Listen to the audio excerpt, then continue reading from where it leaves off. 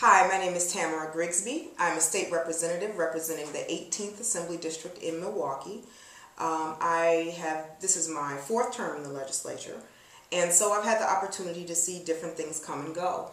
One of the things that is very disturbing about the current budget that we're facing is that we have given millions and millions and millions of dollars, close to $1 billion in tax cuts to corporations and to corporate interests. At the same time, we have cut those services for the most vulnerable families and children in our community. For example, child care is one area where we have already instituted a across-the-board cut of $42 million. In addition to that, we've given the Secretary of the Department of Children and Families the authority to decide when and if how she wants to control the system. Usually that's something that requires legislative oversight. So I would have to come and say I approve or I don't approve. They took that ability away from me. So now this one individual decides whether or not there will be things like, and these were words in the actual budget language, there will be things like increased co-pays, which will probably happen. If they raise the eligibility limits. So while you may, qualify for child care now, you may not after they change the eligibility limit. Things like, making sure that providers have to do fingerprinting and trying to kind of tie them into, or at least insinuate that they're involved in some kind of criminal enterprise is very problematic for us. Not being able to have a child in the Wisconsin share system and be a child care provider at the same time. That is definitely going to affect a lot of the women who are providing these services. So we've really kind of punished both child care providers and parents and essentially children who are in these systems and who are in these centers because we feel like fraud, there was some fraud that was discovered last year, but that does not mean that everyone is committing fraud.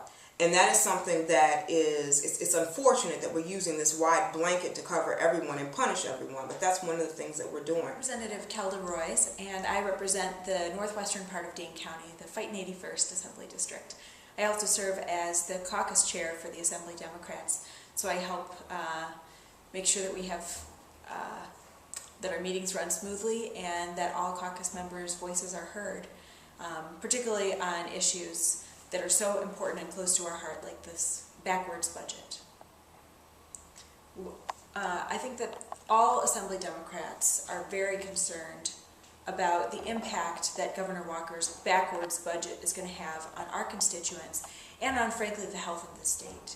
Unfortunately, the governor and his legislative Republican allies are choosing to make very deep and devastating cuts to programs that people need every day, programs that are really going to hurt the economic security for our families. One of the most important areas that is going to be slashed is childcare. I know as a young woman who balances my work life with my family responsibilities how essential it is to have high quality childcare so that we can feel like while we're dealing with our work responsibilities and our professional responsibilities that our kids are being taken care of. And unfortunately, the governor and his Republican allies have chosen to slash this really critical program that makes sure that all kids in Wisconsin have the opportunity to be cared for in a safe environment while their parents are working. Well, let's be clear, the Republicans want to pass this backwards budget before anybody notices all the terrible things that are in it. They don't want people to know that they're going to lose their child care or their health care or that their kids' schools are going to be cut very deeply in this budget. So they just want it to pass and they don't want anyone to notice what they're doing. But we as Democrats don't want that to happen. And you the public is going to play a very important role in this. We need the public to be communicating not only to us, to our legislators, write us, pick up the phone and call us, email us, but also be talking to your friends and neighbors about that. We need you to write letters to the editor in the newspaper, just email if you've got access to a computer. Otherwise, you should be talking to people about this. Because the way that the Republicans win is if they get to sort of slip this in under the radar. It's also really important to keep that political engagement. One thing that we've seen from the Republicans is because they control the governorship and both houses of the legislature, they're able to do, pretty much near whatever they want. And they don't have to answer to anyone. They don't have to negotiate or compromise. So they are just intent on destroying these programs and taking away people's child care, people's health care, and the economic security of families all across Wisconsin. So we need to make sure that there's some political balance. And right now, because of some of the terrible actions that the Republicans have taken, Republican senators are under recall, meaning that the voters in their districts are saying, we don't want those guys representing us anymore. You've violated the trust that we had for you, and we want to elect new senators in this district. And those recalls are going to be happening throughout the summer, starting on July 12th. And I think it's really important for people to make their voices heard if they want to see different priorities. If they don't want to see your child care slashed, if you don't want to see education cut, we need to make our voices heard to our legislators in the Capitol, and also to make sure that we can restore some political balance to our state.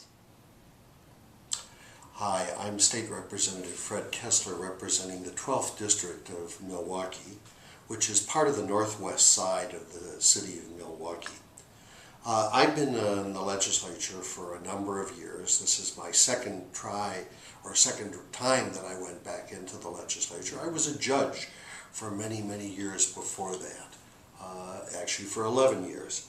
I'm concerned that in the past decades we've seen what I think is a real effort to place limitations on poor people and on middle class people for their opportunities.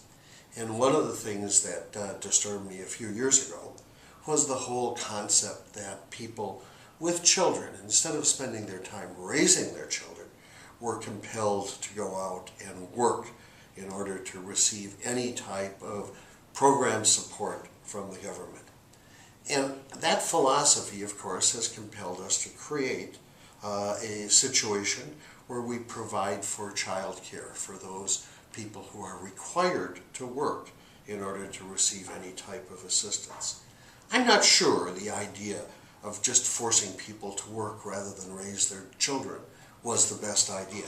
But if that's been adopted, what I don't like to do and what I don't like to see happening is almost this rigidity of rules that people have to comply with in order to do that and in order to provide child care. And so I look very, very skeptically when people are going after sort of welfare fraud or abuse and fraud for people who are compelled to assist their friends and family in taking care of children. I don't hear people going after farm subsidies fraud in the same way. I don't see people going after tax fraud in that same way. So this troubles me that we sort of abuse the people who can least afford to defend themselves, and we place restrictions on their ability. Now, nobody wants to see waste and fraud. I want to tell you that. Nobody wants that. But at the same time, we don't want to end up seeing uneven enforcement, and that's what I think has been happening in the last few years. And so therefore, I look very, very skeptically at people who are proposing limitations on those social welfare programs that help poor and middle class people. And I look very skeptically, and I tend to say, you have to really justify them before you can get my vote for that. You've seen this budget cycle go from bad to worse. In this budget, poor people have targets on their backs. The Wisconsin Shares Program has been singled out for cuts up to $45 million by this administration. So we know that if you institute waiting lists, poor kids will be deprived of child care. And we know that increasing co-pays hurts poor families. This is an issue of fairness. Wisconsin cannot balance its budget on the backs of poor people. People feel that if the governor is proposing something like this, that it's a done deal and nothing can be done, and we can't help. But let me give people the big picture here. We may not be able to stop him from instituting this at this point, but we can always reverse it. And we're going to have a series of recalls in the state Senate that will take away power from Republicans and give it back to Democrats. At that point, we will have a balance of power. But in January 3rd, 2012, we're going to recall Scott Walker so that we will be able to have a governor who will listen to the people, all people, not just rich people, but also middle income and poor people are the ones who really do need not a hand out, but a hand up. The important thing is for people to know is that first, they should vote. Secondly, they should get their relatives to come out and vote. And thirdly, they should stay active in the political arena. And they'll say, well, I'm not really political. Let me tell you something. Everything is political.